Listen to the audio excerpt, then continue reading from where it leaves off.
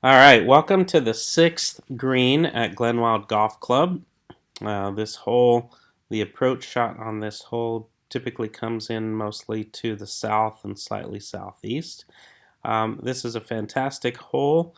It's one of our more challenging holes on the golf course. I believe it is ranked hole number one as far as the hardest hardest hole on the golf course. Definitely, it's the hardest on the front nine. That's why it's ranked number one. Um, if you're looking at the green from above, again, it's kind of tricky to see all the slope that takes place here. I'm going to point out a couple of things on the outside of the green. Obviously, these greenside bunkers on the right. However, they are much lower than the surface of the green. This area short of the green is also a very low spot. And then we have a ridge across the back side of the green. The cart path is the highest point, and everything kind of kicks down from the cart path down onto the green. And one thing I want to point out to you real quick that I noticed as I was pulling up this image is you can actually see a seam where the coloration of the green changes colors here, right, from a lighter green to a darker green. You can actually see that from this image.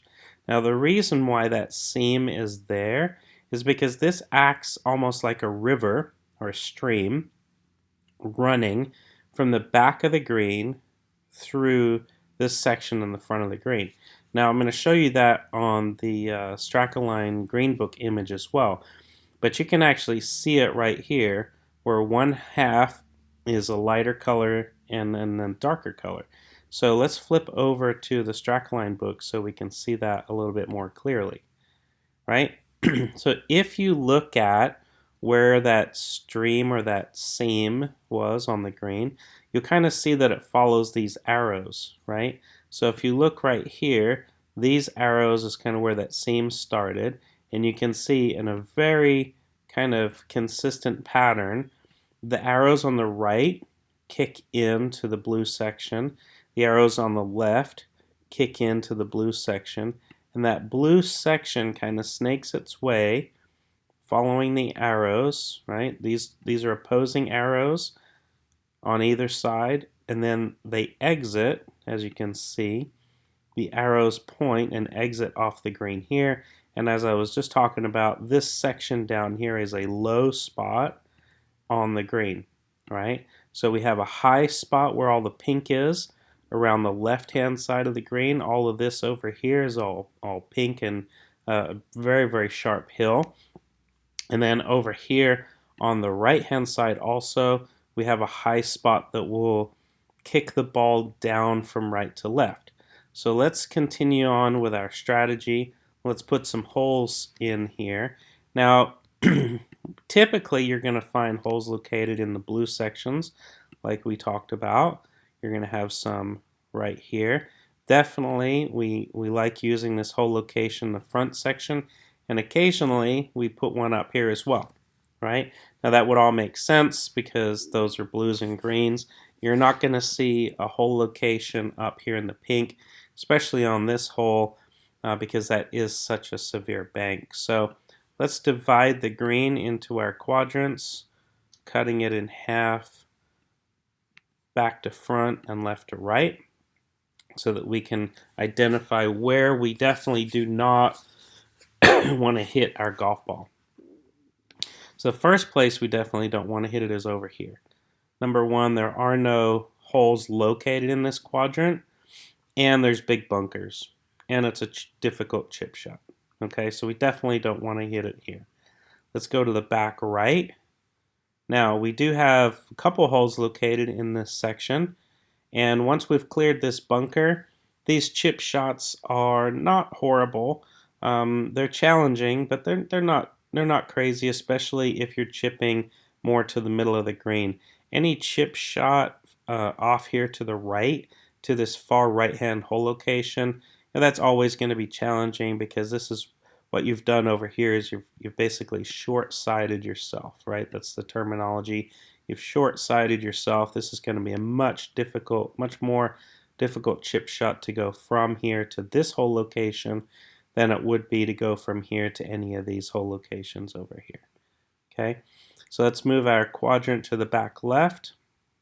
Again, we have a couple of hole locations over here in the back left side, and we have this hill that kicks the ball left to right, which is going to be favorable for us. We're going to definitely want to take advantage of that hill as we play this hole. Let's look at front left, and again, here we have it again. Front left quadrant, we have a hole location here.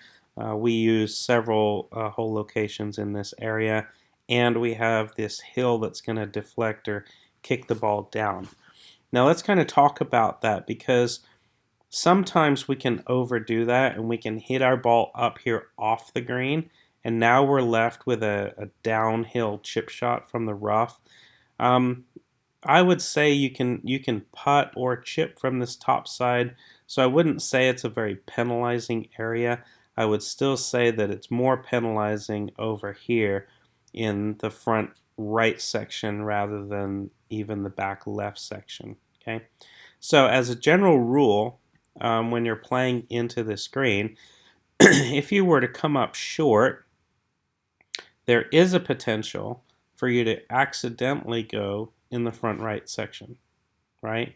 You could push it, kind of slice it, cut it out over here, and end up in this section.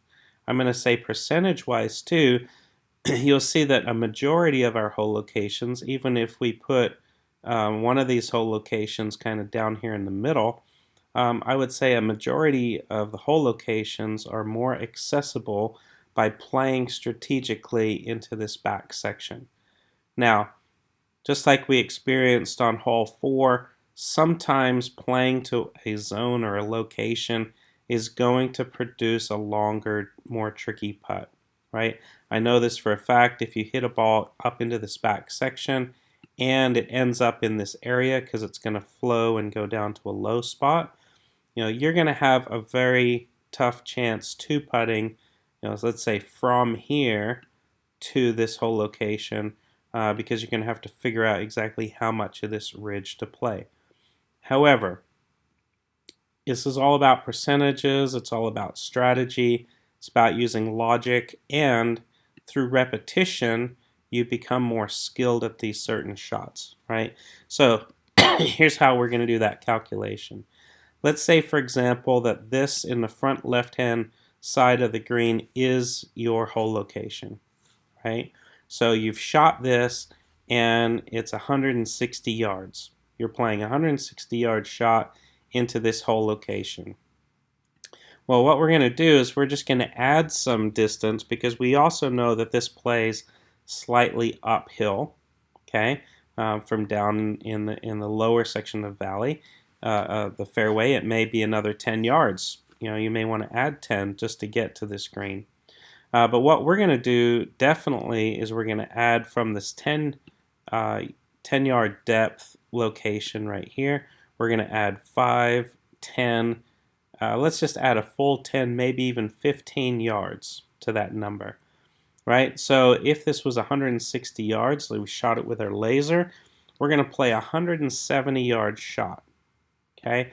The 170-yard shot, if we execute it perfectly, we're going to end up basically right here, because it's going to hit the middle or left side of the green, and then it's going to kind of follow the break, and it's going to come to this low spot over here. Now, if you hit that exact same shot every single time, you can see that you're going to have relatively easy putts to 1, 2, 3, possibly even 4 hole locations right here. All right, if you always have your ball end up where I've put the point of this arrow. Now, in one location down here in the front section, now this is going to be a difficult 2-putt for you. However, by playing into this back section every single time, you're going to become more and more comfortable with hitting this long putt from the back section all the way to the front section.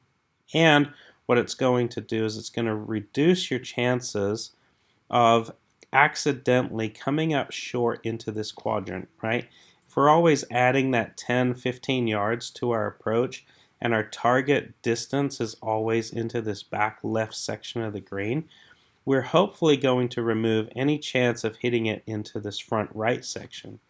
And also, sometimes what happens is we hit a really beautiful shot into this front left hole location, and we accidentally hit our ball, right here, just short of the green.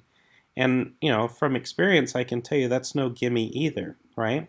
If you miss this green right here where I have my arrow pointed, you've essentially short-sighted yourself again to this hole location. And a lot of times, you struggle, you mishit your chip a little bit, and it ends up all the way down here anyway, right? So we want to strategically determine what is the single most simple hole safe zone target for us to play into on hole 6, and in my opinion, it's back here, right? So try to hit every shot into the back left section of the screen. Even if your target is kind of middle, you're still trying to get your ball to finish kind of up here in this back left quadrant, because percentage-wise, you're going to have a much greater chance scoring well for at least these back hole locations, and then over time through practice, this front hole location will become easier for you as well. So as we go back to our Google Earth image, and we want to drop our loop in, this is where I want you to try to hit every single shot, and we're going to reference our safe zone back here. This is where I want you to try to hit your shots, and strategically over time, you'll be able to play, I think you're going to be able to score much better by taking this strategy. So thank you very much, and I'll see you in the next video.